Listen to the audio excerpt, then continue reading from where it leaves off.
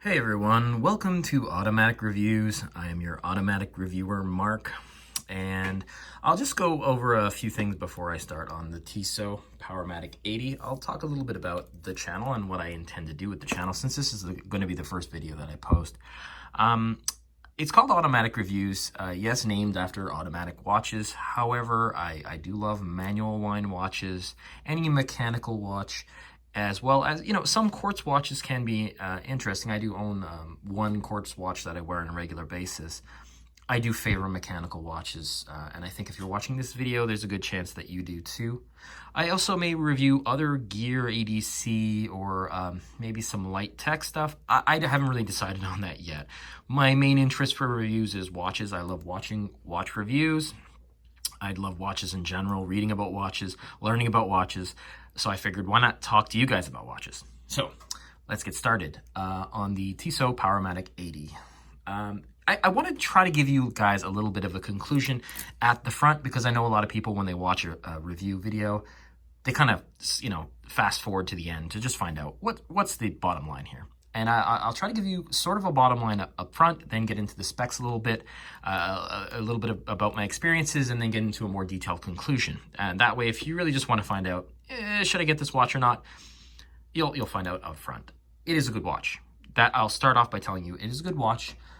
It is not a great watch. At this price point, you can't expect it to be a great watch. I think it is somewhat a great watch for its price point, but I think where the value question comes under scrutiny would be in the category of Swiss watches you can buy at a store, a retail store, versus, Swiss watches you could buy from a micro brand. Is this a great value versus a micro brand? No, there are micro brands that can outdo it for the money. So is it a great watch for the money at a retail store? Absolutely. Specs, features, we'll get into that. You're going to find out it's a well-made watch with some flaws, but it's got a great feature set for the price point, and it is, it's a Tissot, which is a recognized brand, and a brand you can feel confident that you can have a warranty servicing, no problem. It's a brand you can trust, and it's a brand that will be recognized by others if that matters to you. So let's get started on the basic specs and details. Just looking at the watch right away, you can see that it is a diver watch. It has a 300-meter water resistance. Most people probably won't even use even a fraction of that, but I do think there is a certain peace of mind in having a watch which has a good water resistance, especially when it's supposed to. It's a diver. The basic specs are, it's a 43-millimeter sort of diagonal case. It's 13 millimeters thick, which is pretty thin for a diving watch. It's 49 millimeters from lug to lug. Between the lugs, it's 21 millimeters, which is an odd choice because it limits your strap options if you want to switch out the strap. And then the strap that comes with it tapers from about 21 to about 19 and a half. So there's a slight taper, which I think does add a certain comfort and a certain visual appeal when there's a bit of a taper. I'm in Canada, so this retails for about $975, and I got it all in at $975. I know that people who live in the States expect to pay probably, $500 or $600 for this at retail, and maybe even do a little bit better on a sale. In Canada, the sales tend to be less aggressive than in the US. So if you're in the US, you're probably going to want to spend, $500 maximum on this, and look for a sale. Getting into more of the, the specific details about what powers this. This is powered by the Powermatic 80 movement. As you can see, it is kind of a lightly decorated movement, and in this price point, that is kind of cool. I mean, it's machine or laser etched decoration, and it's decorated on 3 components, the rotor and a few of the plates. It is a great movement, especially at the price. You're talking about a 80-hour power reserve, which is amazing. The longer the power reserve, the better, as far as I'm concerned. The watch is 21,600 beats per hour, which is not altogether the smoothest second hand.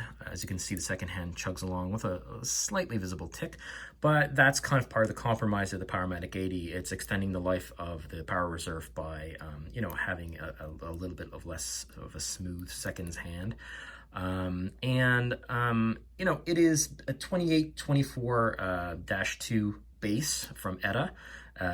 You know, Tissot is part of the Swatch group, so it is technically an in-house movement, being an ETA watch movement, but it's not traditionally what you would call an in-house movement for a watch. Something sort of bespoke to the watch, something really, you know, a passion project of the brand. This is a workhorse ETA movement that's used in many watches, and has been cloned in the Solita movements that are very similar. The great thing about it is servicing this watch is absolutely no problem. It's inexpensive. You could have it serviced for a few $100s for sure by nearly anybody who services watches, except for maybe a few of the parts which might be specific to the Powermatic. But just basically, you know, cleaning and lubricating and just making sure this watch is in sort of tip-top shape, that can be done by almost anybody. Of course, you'll have to wait till you're out of your warranty period, which is 2 years, before you'd even consider having it serviced outside of the Tissot or the Swatch group. That being said, you probably won't have to have it serviced prior to that, because of course you wouldn't have a watch serviced having owned it less than 2 years, unless you have a problem with it, and at which point you'd want to take advantage of that warranty and have it fixed, which I have done. I'll get into that a little bit later as we talk a bit about how this watch is to live with and how it's been as far as ownership experience. I'll get into a little bit more about the specifics here. Let's just point out a few things. You have a matte black dial, which is pretty much as basic in person as it appears on camera. I'll have it zoomed in here. It's simple, it's pleasant. You have printed on Tissot 1853, which is when the company was founded. Seastar Powermatic. The Seastar line has been around for more than 50 years. It doesn't seem to have much of a storied history as far as I can tell, though. It's a pretty much of a sort of a model that has existed for a long time, but you don't have that sort of Seamaster mystique associated with it. But that has something to do with the fact that Tissot doesn't have the mystique of the Omega name. You have applied indices, and they're actually very precisely made and quite nicely applied, and they look nice, very basic, but nice. You do have a date window, circular, with a little bit of a bevel on it, and it serves its purpose. It's down here at 6 o'clock, which I think is preferable, actually, to having it over at 3, because for symmetry reasons. And then you can see you have these nice sort of, I guess you'd call these sword-shaped hands. There's a little bit of a accent here at the butt end of the seconds hand, which is this T, the Tissot T, I suppose. And that looks reasonably good. Some people find that a little bit goofy. I don't have a problem with it. It's just kind of there. As far as the rest of the face is concerned, there's not really much. You have a few sort of painted on indices. There's a bit of a sandwich effect here at the edge, where there's a layer applied on top of the base dial, and it has a little bit of a painted on indice. And then you have a sapphire crystal over top of the whole thing, and that of course is, you know, a wonderful thing. Some people are a little bit they don't care about a sapphire crystal. I'm a fan, and I think a great example of that is of why a sapphire crystal has a benefit is that the front is sapphire, the back is clearly glass, and that's obvious because the front has no visible scratching and the back has a few visible scratches just from contact with the bracelet itself, and that is just an indication of how much more durable a sapphire is. We have the bezel here, which this is another kind of highlight of this watch. This bezel is ceramic with some kind of, I'm not really sure how the numerals have been applied into this bezel. It's very shiny. It almost looks as though they've applied some kind of a metal numeral into the ceramic and then polished the whole thing so that they're all kind of even and smooth. The net effect is that you have a bezel which is a little tough to read at angles. It doesn't bother me a great deal, but I do find it is, for somebody who really needs this bezel for diving, they might find that a little bit frustrating. It is a 120 click bezel, of course, just one direction turning here for the safety reasons for when diving. It's got a nice click. It feels quite good. It feels quality. It's reasonably grippy when turning, and it centers up pretty nicely. I would say that, you know, overall, this is a pretty nice looking watch. You can make that decision for yourself, but I do think it has features that you find on a lot of divers, but executed tastefully. Let's say it's not going to blow your mind. It's not, your socks aren't going to be blown clear off your feet by this watch, but it is nice looking, and I think it can be sort of dressed up a little bit and dressed down a little bit.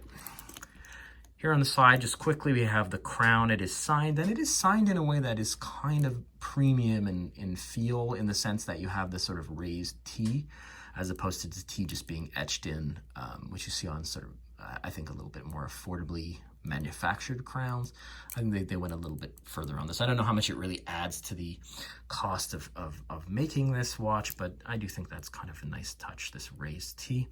The sides of the case have this sort of brushed polish combination, polished in these recesses. The recesses, I think, add a certain visual flair, but I think they're fairly basic, and it's interesting. If you look at this other side, I think it kind of sums it up.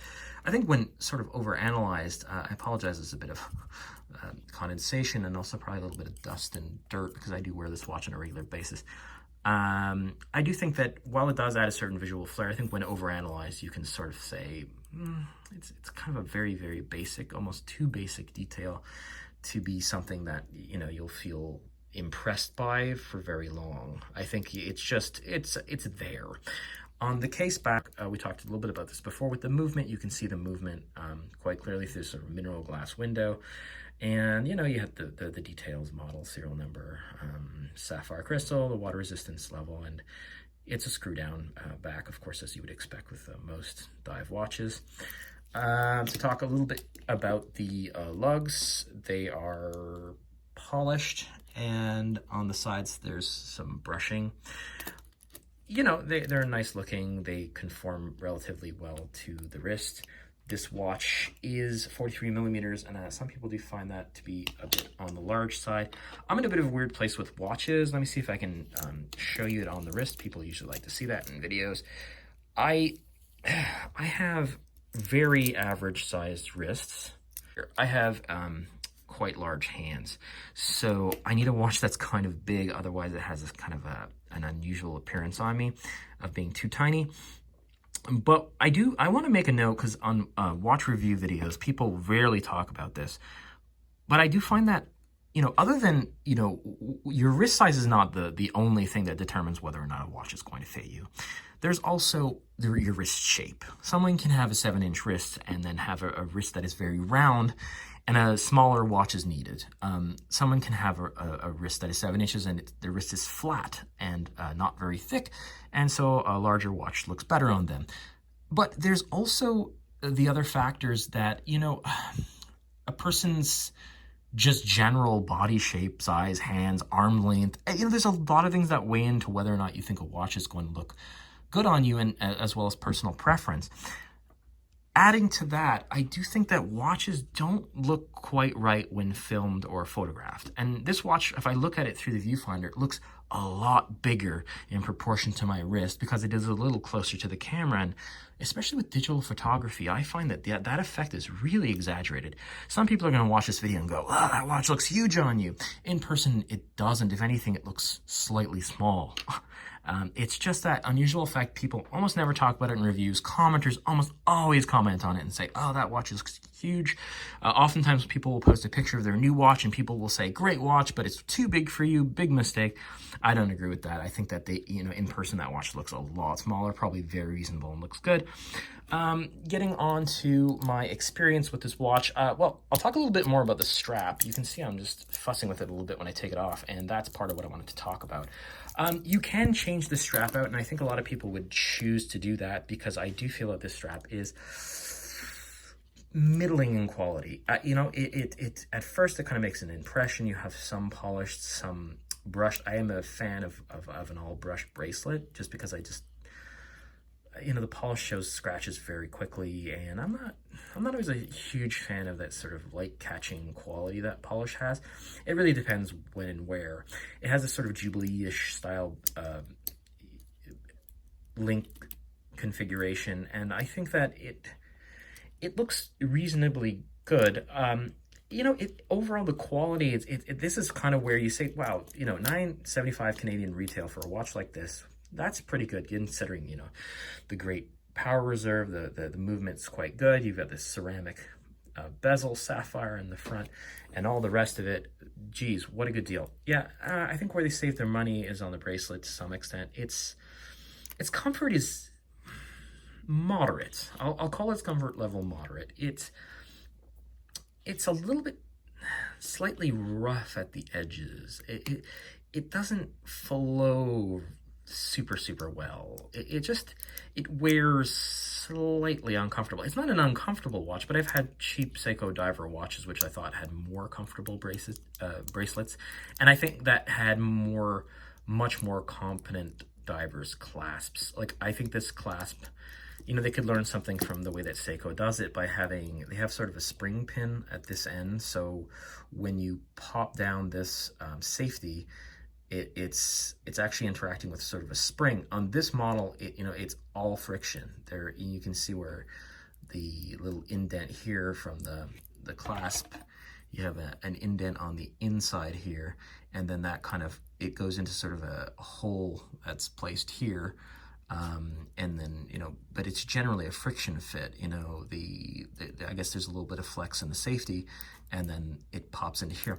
The actual effect of that when you're wearing it or trying to remove it is this, you could probably rip your nail right off if you don't have it at the right angle and position to pull it off. I mean, even as others have pointed out, I think even a cheap Seiko diver watch has just the superior clasp experience, and I think that's, the clasp has this sort of etched T, which looks reasonably good. I think your strap options are a little frustrating here because it is 21 millimeters at the lug, and that limits your ability to put any strap you want. There are some options at 21 millimeter, and you could certainly find something nice. Some people opt for a NATO, and Josh James has a great review of this watch and many watches, and I suggest you check out his channel. I should put a link in the description. Josh James put his on in NATO almost immediately, and I thought that was a pretty good idea. I think it looks good on a NATO. I just have this tendency to favor a metal bracelet on a watch. I have some really nice leather straps, and I'll do some reviews on those. Some that I ordered from strap makers specifically, sort of high-end stuff, and I think that they're wonderful to wear. They're comfortable, they look good, but I do think whenever I'm wearing a leather strap watch, I feel like, oh, I want to be a little more careful. And this being a diver and having this great water resistance, and you feel confident that under any circumstance you can just go out with this and there's not going to be a problem. Putting anything other than a metal bracelet, yeah, you feel a little less confident, although with a NATO, you solve that problem because a NATO strap is, of course, water resistant and doesn't, have some of the problems that you would have with leather. You could also probably find a diver's mesh at 21 millimeter and put that on here, and that actually might look great. That might be something I'll try in the future. As far as my experience wearing it, the watch is competent. I have had a few problems, and I did have to use the warranty to have something fixed. And it's interesting because Josh James also had an experience with that with his Tissot. He had to use the warranty because he had a water resistance problem. I had a problem with the winding mechanism. If you don't wear it for a few days, the power reserve will run down, of course, and then you might find yourself saying, well, I have to wind this up to get it started before you can start wearing it around, and having the automatic rotor do the winding for you. About 5 months, 6 months into owning the watch, I just felt suddenly a crunchiness in the, it's a screw down crown. Of course, you pop it open, you can wind it from there. And yeah, I felt a crunchiness at one point in the winding, and I could tell something had gone quite wrong. So I brought it into the retailer I bought it from, and they sent it off to the Swatch Group for repair. The repair process was fairly arduous. It took 3 months, approximately 3 months to have it fixed. And I'm not sure. I have the tendency to think that the jeweler that I dealt with was the problem. I think they probably didn't send it out immediately when I brought it in, because I ended up calling Swatch at one point and inquiring about it, and they were they were like, yeah, it's been way too long. Like they were encouraging me to follow up about it and ask about it. And I think that the retailer had a kind of a lax attitude, and you can deal directly with Swatch for repairs on their watches when you purchase them from an authorized dealer. So I do think that might be a more an option that will allow you to retain a little more peace of mind. So I do think that the warranty being 2 years is not the longest warranty available, especially compared to a few of the micro brands I alluded to earlier. But I do think that they did definitely stand by their product, and they did fix the problem. That's what motivated me to finally get a watch winder for my automatic watches, and I will do a review on that in the future as well. I will say, moving on to my conclusion about this watch, I do think this watch is a very nice piece for the money for a retail Swiss watch. I do think if you're considering a Swiss diver and you don't need to have it, you don't necessarily need to, let's say, try it on, or you don't need it to be a name brand that is recognizable to a lot of people especially people who are interested by watches, who are going to immediately see Tissot and know what that is. I would check out, there are a lot of micro brands people like, but honestly, for the money, I would check out Christopher Ward first and foremost. The bracelet you're going to get is going to be a lot better. The features are going to be very comparable. The machining, the build quality on the whole will be as good, or in most cases better. And you're going to also get an amazing warranty. They have what they call their 60/60 warranty, which means that within the first 60 days you can return the watch for a full refund, so long as it's not worn or damaged. And then, of course, you have 60 months of warranty after that, which is 5 years. So that's an incredibly long warranty for a mechanical watch. That is, that's going to guarantee pretty much that until you have your watch serviced for its very first time, you will never have to pay out of pocket for any problems that you might incur. So I would suggest checking out some of the micro brands. I know there are a number of others that people are really, really keen on. I've just had more experiences with Christopher Ward, so that's the one I'm going to call up by name, because I can personally endorse that their watches are really, really well made and their customer service is very strong. I will do some Christopher Ward reviews in the future. I don't actually have their diver watch to compare directly, but I have seen some reviews and people are very keen on it. And I know some of their styling cues are a bit divisive, but I do find that the watches that I do have, I have one of their driving line watches, the C7, the chronograph, and I have also their C8 Power Reserve. It's a sort of aviation style watch, pilot's watch. I'll do reviews on both of those, and I think they make excellent watches. So, okay, is this watch worth buying? Absolutely, and I think you get a lot of value for the money. But if value for the money is the only thing you're after, you can do better. So that would be pretty much my conclusion on this watch. If you've stuck it out through this incredibly long video, you have an amazing amount of patience, and I thank you so much for spending almost 25 minutes with me. And I hope you subscribe, and I hope you comment and tell me about your experiences with this watch or other diver watches that you would recommend. Like the video, interact with me, because the reason why I'm doing these videos is because I love to talk about watches, and I want to interact with you guys about watches. So I would love to hear from you, and any recommendations would be great as well, because I'm always looking for new watches to try and things to, my watch collection is not huge, but like all watch people, it's always growing, and I always want to learn more about watches that I have to add to my wish list and start dreaming about. So thank you very much. I've been your automatic reviewer, Mark, and this has been Automatic Reviews, Powermatic 80 by Tissot. Thank you so much. Bye.